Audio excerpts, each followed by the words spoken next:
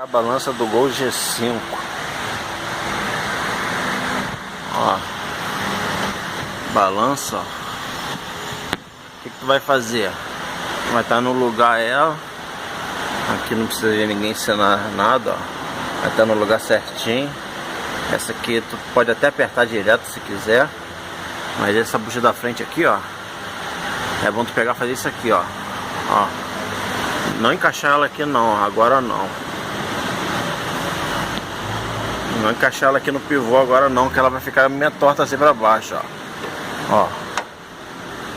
Ela vai ficar meio torta. O que tu vai fazer? Tu vai jogar ela o máximo que tu puder pra cima.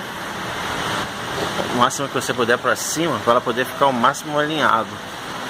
O máximo alinhado, quando você apertar aqui, quando você arriar o carro, ela não forçar a bucha pra cima, pra poder não estourar essa bucha aqui rápido. Aí tu vai, levanta o máximo que der aqui, ó, pra cima aqui, ó. Levanta o máximo que der, aperta.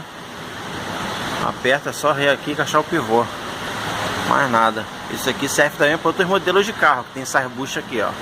Esse modelo de bucha aqui, ó. Porque se tu botar ela forçada pra baixo aqui, ó. Tu botar ela forçada pra baixo aqui, na hora que você arriar o carro vai fazer isso. A tendência é você forçar essa bucha aqui e estourar ela rápido. Aí fica essa dica aí.